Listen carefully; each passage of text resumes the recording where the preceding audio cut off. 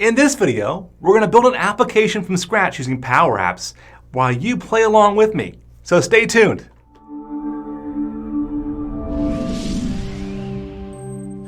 Welcome back.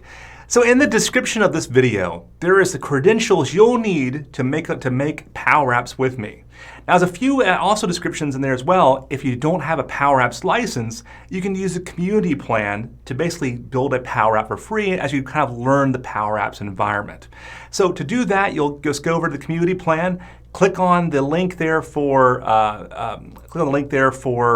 create an individual environment, and then it'll provision an environment in about 1 minute. The environments look like this. So once you go over to PowerApps, you'll go over to over here, make.powerapps.com.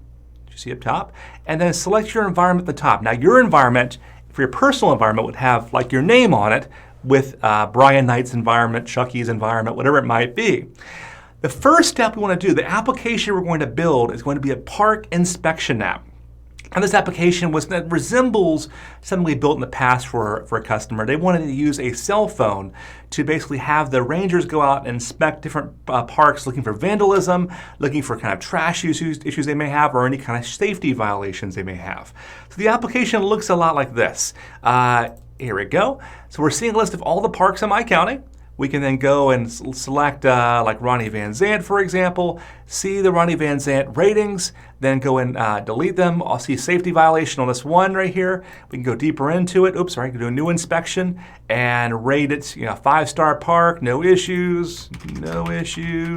Hit exclamation point, hit save, and then we'll see the new issues one shows up right at the bottom. This is the application we want to build over the next, call it 40 minutes or so. So if you want to take this journey with me, look in the comments, and not the comments, the video description down below of me, and inside the description is going to be the credentials that you're seeing on your screen right now. This is the credentials into my database for doing the purpose of this demo. And I'll leave these credentials open for the next few months here if you want to try. So make sure you take a screenshot of this or look in the descriptions. I'm going to go ahead and copy this first piece out, which is my server name. I'm going to go over to make.powerapps.com. I'm going to assign it to my environment right here. And in my environment, let's go over here. I'm going to go to Data and Connections, and we'll create a new connection. So our first connection is going to be the SQL Server. So we'll pick the first one you see here in our new connection. It'll be using SQL Server Authentication. I'll paste in my server. Now the reason I'm using SQL Server Authentication, Windows credentials will be way more secure, way better in most cases. However, in SQL Server Authentication, it allows me to give you a username and password. So that's why I'm using it for this purpose. This example is just so you guys can play along with me here. So we'll pick that. Our database name is Demo. Our username is DemoUser. There we go. And our password is DemoPBW123. We'll leave the gateway blank and hit create. Gateways are used for if you want to do things like provision a on-prem data source. So if I have a server on-prem and I want to build an application to actually access that on-prem, you're going to use a gateway to do that. Now you should now have a connection called demo, yada, yada, yada. You can also give it a rename if you want to go ahead and go to edit, but we'll leave it alone as is. Now, a few things about that. If you got an error, some of the errors I see oftentimes is if your VPN didn't work, it might have given you an error at that point. So you may want to disconnect from your VPN for the purpose of this video, at least while you're playing with me. Okay, so with that now done, let's go over to back to the home ribbon up top, and we're going to create an application from blank here. So to do that, we'll click on this Create Canvas Application from blank. There we go. And we're going to create a phone application. Now, just because we're creating a phone application doesn't mean we can't change it at a later time. We can absolutely change what type of application we're using. So let's try the phone application, and we'll call this just Inspection App, whatever you want to call it. Hit Create. And with that now done, it will provision a one-screen blank application for us. It's not going to be very interesting, and the application we build today is not going to look very nice, but it's going to be good for a purpose of doing something in less than an hour. and then we can also tweak it at that point as well. So we have this first screen called screen 1. I'm going to call this just SCR main, just so I can kind of tell what this is the main screen that we're going to go from. And we're going to create 3 screens. So I'm going to go ahead and hit new screen again, a blank, and I'll call this one SCR inspections. There we go. I'll create one more screen, blank, and this will be called, I'll double click on it, and this one will be called SCR, how about called create inspection. Okay, so these 3 screens are the ones you saw earlier. And these over here on the left will have everything provisioned, and all the different objects you use will be on the left right there for you. So our first step we want to do is we want to go and bring in the connection we created earlier. So to do that, you can go to the database icon on the left, and you go to connectors, and you'll see there's my connector, SQL Server right there. So I want the database icon on the left, go to SQL Server, and then we'll hit the demo connection that we created earlier. All right, so now we're going to see on the right here a list of tables or entities that we can access to. So I'm going to check the Park and the Inspection app, those 2 pieces right there, and then hit Connect. The Park and the Inspection. So now we're seeing those 2 tables are being brought into my application. Now we're getting the error right here, and that's because we're using SQL authentication. Not only an error, it's informational, letting us know that anybody that I share the application with can also use that connection that we just shared to build their own applications from. You may want that, you may not, but implicitly we've actually given them rights to that connection. That's the cost of using SQL authentication sometimes. All right, so with that now done, we're ready to build our application. So you're seeing on the left here, these are the screens we've created. Make sure you had the first screen selected. And with that first screen selected, go to the Insert ribbon and Gallery, and we'll do a vertical gallery. Galleries are used to share data across multiple rows. So what we want to do is we want to show a list of parks. So I'll select parks, and we're seeing the address and the city. So on the right here, though, when I select this gallery, on the right, we're seeing our properties page.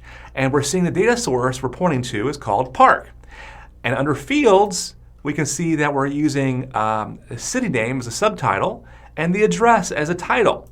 So let me change the title to be the park name instead. And there we go. Now on top of that, though, this image I want to change.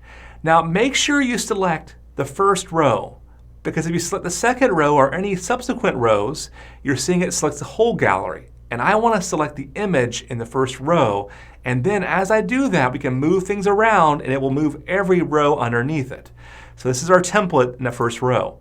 So select that image, resize it how you want, okay, make it bigger or smaller, however you want, and where it says sample image up top, see the image, sample image, we'll call this item dot, and we're looking for the URL of the actual park, so the site image URL. Now we're going to see a list of all the parks and a little image of it, and we can tell it that, hey, I want to go ahead and not going to look that pretty, but let's go ahead and fill that whole square with the image. So you can do fill on the right here, and it filled the whole square with it now.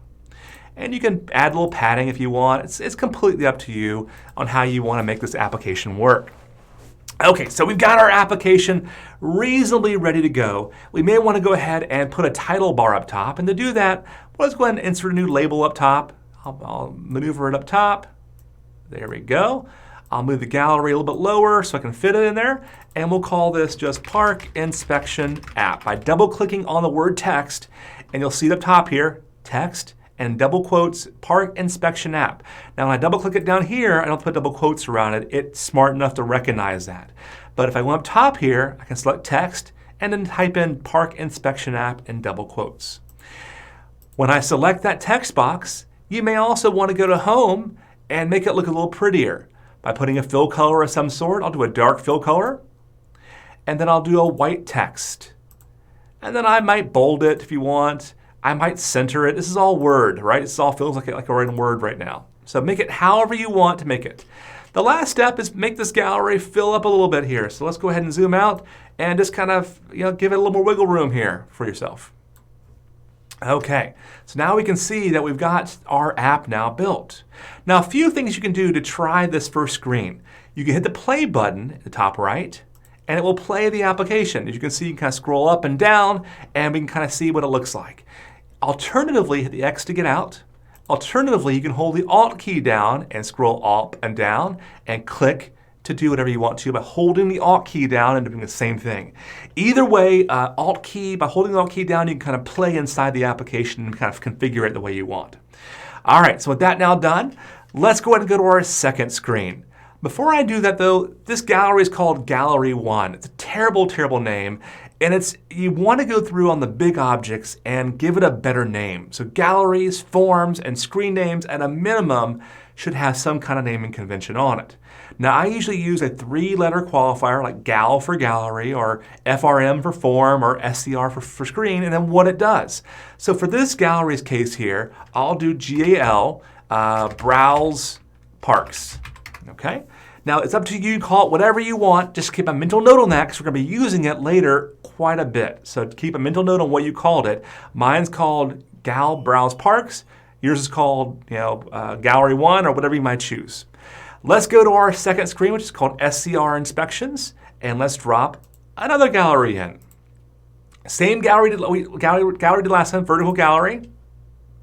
Okay, galleries are used to, again, show data. And again, we want to make it a decent size here, leave some room at the bottom for a button, leave some room up top for a ribbon. And then this time though, I don't care about an image. So on the right here, when I select the gallery, I'll just say title and subtitle. There we go. And then I'm going to wire it up to data source. It's going to be inspections this time. There we go. And then we're seeing the title subtitle. If I hit fields here, we can see the title is the inspector. Title reversed actually. The title is I want to have is going to be the date of the inspection. There we go. And the subtitle, I want to be the comments that the inspector led. Okay, there we go. Now with that now done, I'm going to hit this date that you're seeing right here. And I'm going to put up top here, see up top, where I select the date, the first row, keep in mind, it has a date. And select it says text. And we'll do an ampersand after that. Do a double quote.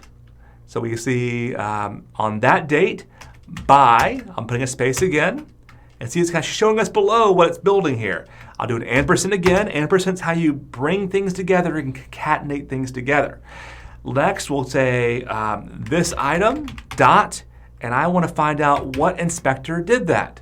So now we're seeing my email address masked. Now I've done the masking for this in Azure. So the Azure database side, as I input email addresses, it's just going to show the masking you're seeing below right now. Okay, let's go ahead. Now that we've done that, we have our date. We may also we have comments in there. We'll add some more stuff at a later time also. But our next step, let's go ahead and put the title on top. So I'm going to go ahead and be lazy. And I'm going to go to my first screen. I'm going to copy, Control C to copy. Control C to copy that title bar up top, okay, and go to my second screen and paste that in and kind of move it wherever I want. Now this time I want to say inspections for and then whatever app I have, whatever app park I'm looking at. So I'll put inspections for space and then I'll do an ampersand and I want to show what you selected on the previous screen. So this is the first time we're going to use that gallery name we chose before. When you type in the gallery name, and if you're confused in PowerApps what to actually select, do the dot, and then dot, and it'll show you a list of all the objects you can do. So if I type in the gallery name GAL, there it is, browse parks, and I'm using tab to kind of fill in the data as I do this. You can also click on it as well. Dot, and again I'll arrow down or up, hit tab, dot selected, and I want, what column name do I want? So think of the gallery and this item. This item is basically reporting to the row that you want to look at. Same with the gallery name. When I do dot selected, it has the entire row. And if I do dot selected dot park name, now we're seeing inspections for Bronnie Van Zandt Park. Again, over here, we're seeing this item dot inspector that's saying what row and what column do you want to show.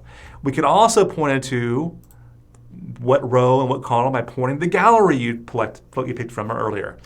All right, so because of that, we can see that when I select Thunderbolt and I hop back over to here, Thunderbolt now shows up. Okay, so let's go back to that previous screen and let's make this arrow do something now. So to make it do something, we can actually select the arrow from the first row on the first screen, and we'll go to Action, and we'll hit Navigate, and we're going to navigate to SCR Inspections. Okay, so now when I hold the Alt key down, select one of those rows like Ronnie Van Zant, we'll see inspections for Ronnie Van Zant Park. We may also want to make sure we have a way to navigate back to the previous screen. So to do that, we're going to drop an icon in under the Insert ribbon. So go to the Insert ribbon, make sure nothing is selected. Insert ribbon, go to Icons, and we'll pick a Home icon. Somewhere in this list, there it is, Home icon. You may want to fill it white. So under the Home ribbon, make sure you do a white text color so that you can see the darn thing. There it is. Okay. Skinny it up however you want to make it work. And then again, Actions again, we'll go to Navigate, and we're going to go back to the previous screen, SCR Main this time. Okay, so when I did that, what happened is when I select the icon, one of the properties of the icon is On Select. So when I select On Select, you'll see Navigate, SCR Main. So when I select Main, select the icon, I get here. When I select, go to the Dr. Zenlet Trail, there we go. We're seeing that it navigates us back. Okay. Now the same thing is going to happen when we select this new button down below for creating a new inspection. Now we can do that a few ways. You can put a little plus sign up in the ribbon bar up top, or we can put a button in place. So I'm going to insert a button, in my case, down below. All right. And I'll just call this New. Okay, there we go. Again, not a very pretty app. We, of course, can put a fill color on that if you want to. You can make that look dark blue if you want as well. Whatever you want to make it look more like a thematic here. And there are themes in PowerApps also to where you can make everything a theme. In my case, this button, I want to navigate to the next screen. So again, just like we did last time, right now, this button, if I go to On Select, it's got false on it, which means you click on it, nothing's going to happen when you click on that button right now. So when you select that button, it should be selected right now, go over to Actions, and again, Navigate. We're going to navigate over to Create Inspection this time. All right, so our code's now written. I'll hold the Alt key down, select it, and there we go. We're on our last screen now. So for this last screen, we want to drop a form in to basically insert a new inspection. To do that, I'll go to Insert, and we'll drop a new form, an edit form. Okay, make it big enough to where you can do what you need to do. Okay, and I'll leave some space at the bottom there for a save button, and some space up top for that little bar again. So the form, when I select the form, you'll go over to Data Source, and we'll do the inspection table again. We'll go to Edit Fields, and then I'll hit Add Field, and I'll check the fields I want to add in this form. So the order does matter. What order you click is what's going to show up in the app behind the scenes here. So I'll do inspection date, the comments, the inspector, all the items here, the toggles right here. I'll do the rating and the park ID. So I'm basically leaving out inspection ID, and I'm leaving out review status. And I'll hit Add. And you'll notice on the left here, my form is now complete with comments in the exact order I checked things out earlier. But if you don't like the order, you can drag things around. If I want to put comments in the bottom, I can just click and drag that to the very bottom, and now comments are at the bottom instead. Now, a few things you'll notice here, that my date looks okay. I have a little date picker right here. When I hold the Alt key down, I can see the date picker.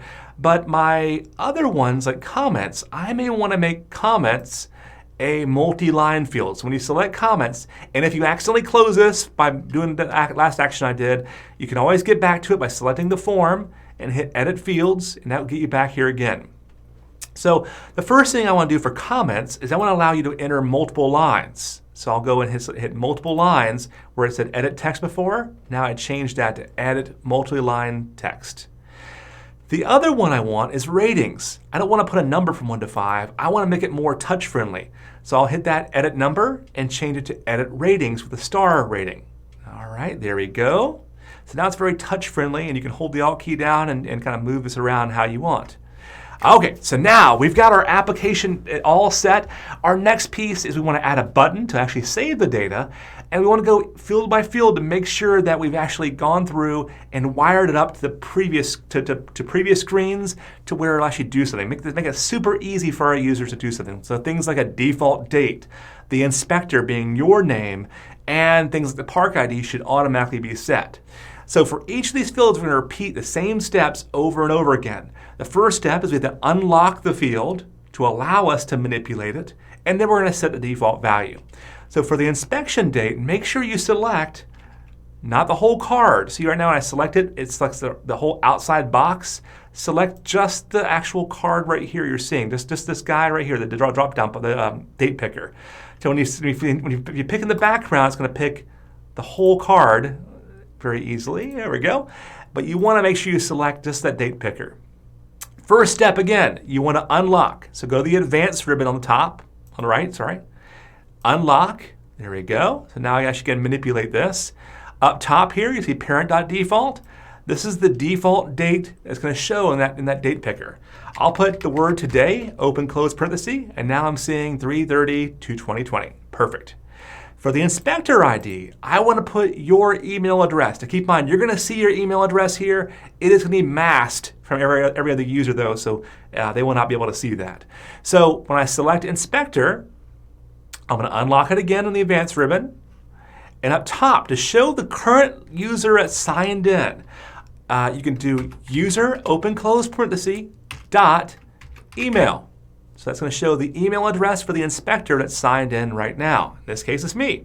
And by the way, if you have any questions, there's my email address in case you have any questions. Now keep in mind, when I hit save, it's going to mask that email address from not displaying it to any user. All right, so now, the last one I want to do is Park ID. So again, I'll select Park ID. I'm going to unlock it again. And up top here, again, the default value for Park ID, again, I select the text box, not the whole card, is going to be the Park ID that you selected in the previous screen. So gal browse parks dot selected dot park ID. There it is. Now it's going to put the park ID that you selected in the previous screen.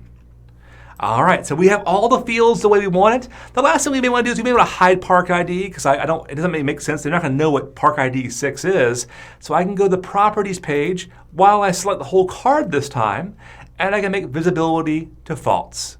And now I have a little more wiggle room to work with. So the last step is I need a save button. I need to put a ribbon up top, of course. So if you wanted to, you can go back to the main ribbon and cut, if you wanted to, and go to the third screen and paste it in. It's completely up to you. And I'll change it this time to create inspection. Not required by any means, but if you want to keep it pretty, that's one way to do it. The last thing you may want to do is put a cancel button or some way to get back, and also a main button to actually save the data. So let's put our cancel button in first. Down below, I'll type in cancel, and I'll skinny this up a little bit. Now my code this time on the onSelect is going to be the word back, which basically means navigate back one screen. My next code I'll drop here. It's going to be for my save button. Okay, I can skinny that up also. And you probably from a UI perspective want to change the color of the cancel button so they can tell that, oh, this is something I don't want to click by default. Make it black, make it whatever you want, just to make it look like it doesn't really belong there. All right, so for the save button, this is one of the core functions you're going to know inside of PowerApps, and that is submit data. Submit form, excuse me, submit form. And under submit form, I'll type the form name and close parenthesis. That's done.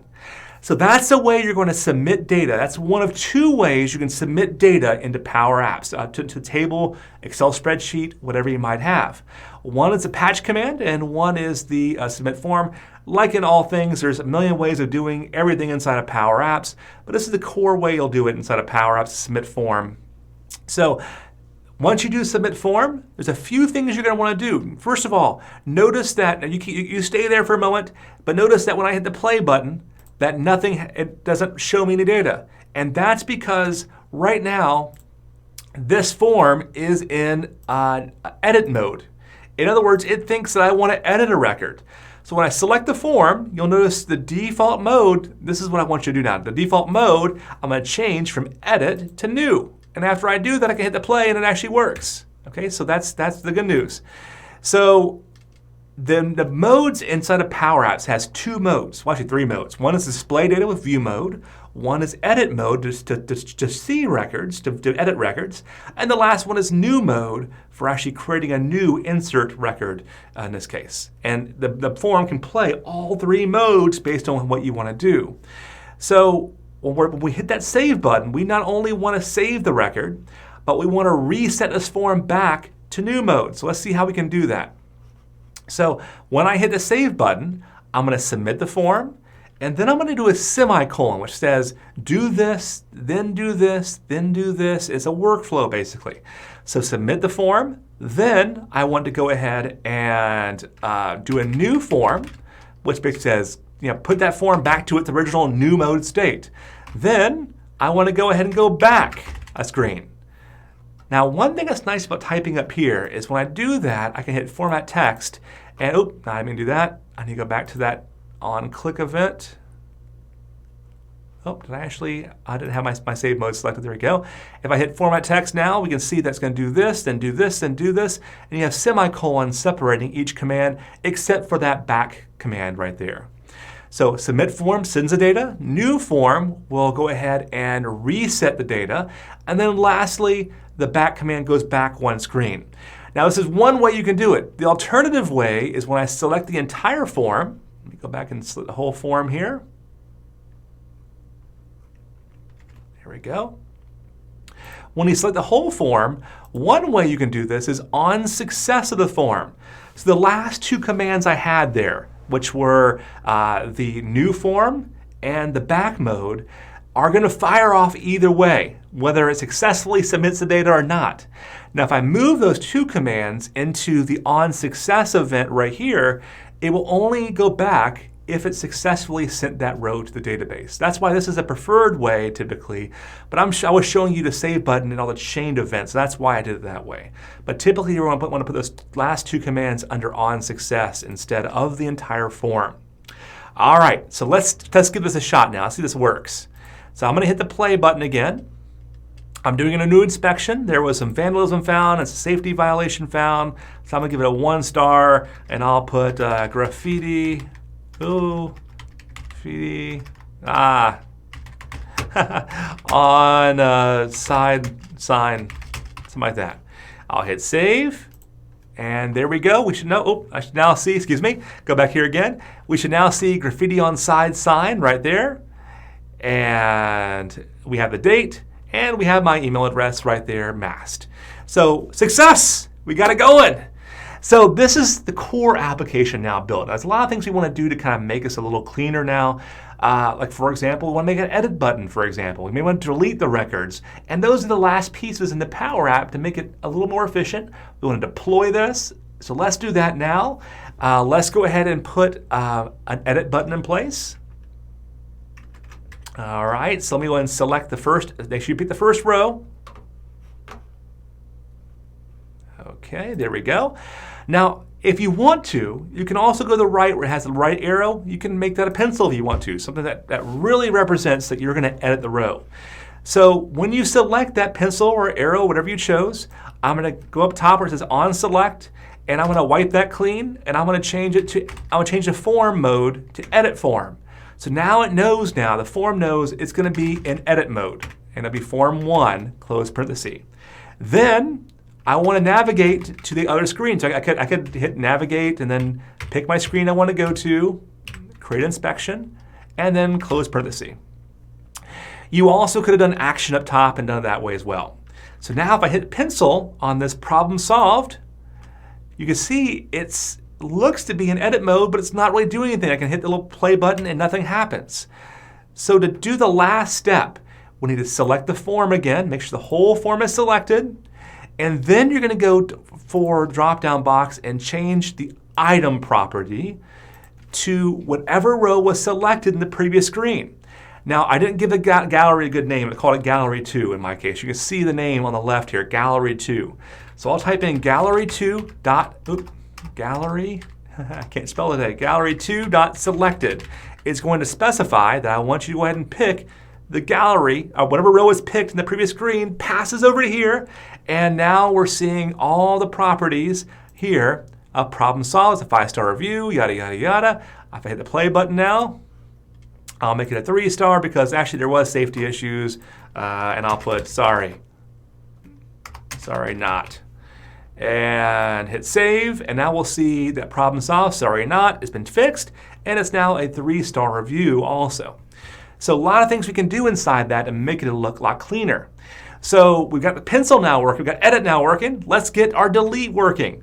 So to do the delete button, we want to go over to insert, and we'll do a new icon. We'll go ahead and put either an X on it or a trash can. Now you'll notice when I do that, it just threw it up top here. That's not what you want. You want to select the first row and then do the icon. So make sure you have something in the first row selected, then do the trash can. Now you can see it's working because now I'm seeing every row and I can kind of skinny it up and it modifies it for every row. So the command to do deletes is up top here. You're going to do remove, open parenthesis, and then I will remove from this table, comma, what row do you want to delete? So I'll say this item. Keep in mind before I said this item refers to the row, and then you can do this item dot column name to refer to the row and the column. So if I do this item, it's going to pass the whole row to be deleted. So now if I hold the Alt key down, I didn't like the fact that somebody modified my review, so I'll hit the delete, and there it's gone. Same here. Go ahead and delete anyone's, and 1, 2, 3, it's deleted. Now, so delete's now working. That's fantastic. The last thing that you may want to do in this gallery is you may want to go ahead and put, hey, there's a safety issue. I want to turn it an icon to show an alert of some sort. So I'm going to select the first row again. I'll do an icon at the very, very bottom here. You'll see about midway down a little alert right here. I guess a little warning sign. Again, it's pretty far down the list here, about 3/4 of the way down. If you wanted to, we could drop the alert in. And I only want to show it if somebody claimed there was a safety violation. So I'll kind of wire it up there. So for that one, I'm going to go ahead and select the on visible of that button, of that icon. So I'm looking for on visible. Okay, there's on select. And, oh, sorry, not on visible. Visible, excuse me. Too many ons. So the visible property of that icon is set to true. It's always going to be showing right now. But if I set it to this item dot safety issue, that is a Boolean. It's a true false, 0 or 1. And if that column is set to true, then it'll be visible. If it's not, it will hide, like you're seeing below. There we go.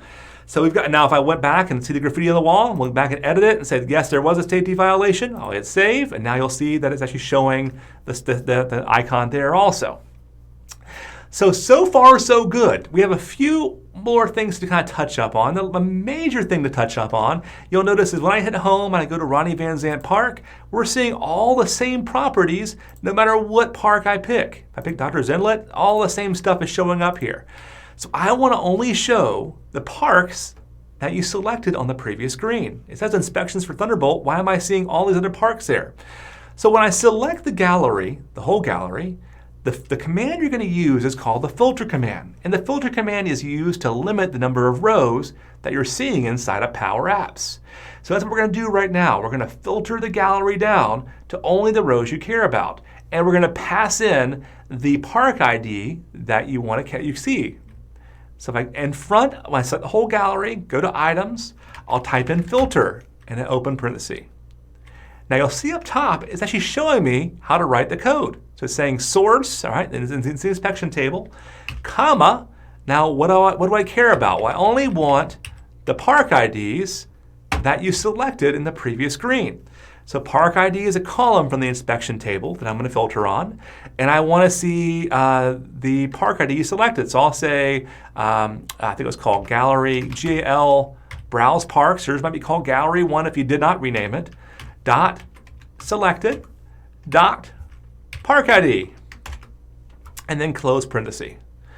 All right, now we're seeing that that park only had one inspection.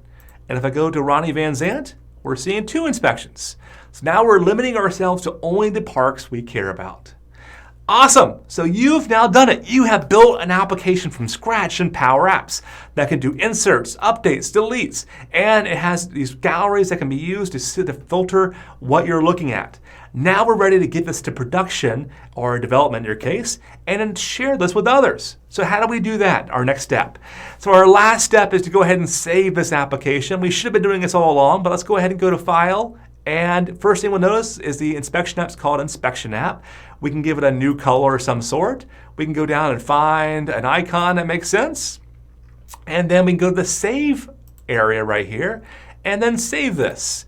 Now when you save it, it is going to save this to where only you can see it. And you can see that because the Share button is lit up. So I could hit Share right now and share this with others by hitting Share and type in. Now, in my case, I'm in my personal environment, so I cannot actually, So if I share this right now, I can share this with Devin, for example. All right, I'm not in my personal environment, excuse me. So when I share it with Devin, he's gonna have access to my database for building apps on after this. So I'll make him a user. I should not send him an invite, but oh well. All right. So now Devin and I can see this application. He's going to get this link that you're seeing right here to actually view the application. And this is what it's going to look like. Let me open this up in a new tab right now. All right, so we have a nice green screen right now. And we can go to Ronnie Van Zant and see the 2 parks. We can create a new one here. Okay, there we go. It's a 5-star, new vandalism found, and there we go. All right, so cool. So it looks to be working. We, of course, want to show some more data on that and all that as well. But let me show you one more thing. So right now, I have deployed the application. I showed you the link. Under versions, we're seeing there's only one version of this app. So if I were to go back to my application again, by hitting the little back button, and make a trivial change. Like let's imagine, like for example, I just move this icon a little bit to the left. Okay, or actually I'll just change this pencil icon to something else that looks like, I don't know, a new inspection icon. So let's put, there we go, a form. Okay, so that's how you can tell we're actually going to be doing edits here. So just a mental note. So I'm going to hit Save now. Hit Control-S to save, or you can hit File and Save. Now once I saved, that Save icon turns to a Publish icon. That application in its version 1 form is now available to my phone that I can now access from a PowerApps app from my phone, and Devin can also access that version 1 app from his phone as well. However, I'm looking at version 2, and you can see that if I go to this version page here, hit the refresh, we're seeing version 2 now is what I'm seeing in development mode. So when I'm in dev mode right now, I'm seeing V2. However, over here, if I hit refresh, remember that icon we changed? If I go to Ronnie Van Zant, it's still showing the pencil and not the folder. So the way we get this application to show the folder in version 2 instead is we're going to have to go back again, and in this inspection app, so over here in the versions here, we would just hit that publish button here. All right, put our comments in there if we want and hit publish. Or we can hit this little icon right here and hit publish a version there. But now if I hit refresh, we'll see version 2 is now live, version 1 is dead, and we can always roll back to version 1 by selecting it and hitting restore also. So there's a lot of options we have there. So now if I hit the refresh, wait about 30 seconds before we try this, but this may not be early enough. Let's hit that, and there's a folder now instead. So now we've seen how to publish, how to share with others, and this lights up from the PowerApps app in the App Store for Google or for iPhone now also. Once you sign in, you're going to see this application you just built available to you also. So what you see now is how to go through and insert new data, how to delete data, how to share with others, and how to edit that data as well. You've seen how PowerApps has automatic version control built into it, where you can be working on version 30 of the app while your users are seeing version 5 of the app, and how to publish that version to where they can see version 30 also.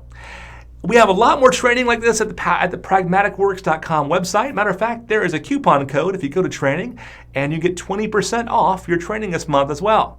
So if you have any questions, please feel free to add them to the comment section down below. And if you need anything also, we also do PowerApps consulting. So love to help you there as well. Build your first application for your company as well. Have a great day, and thanks for watching this longer video on how to build your first PowerApp from scratch. Thanks so much, and have a great day.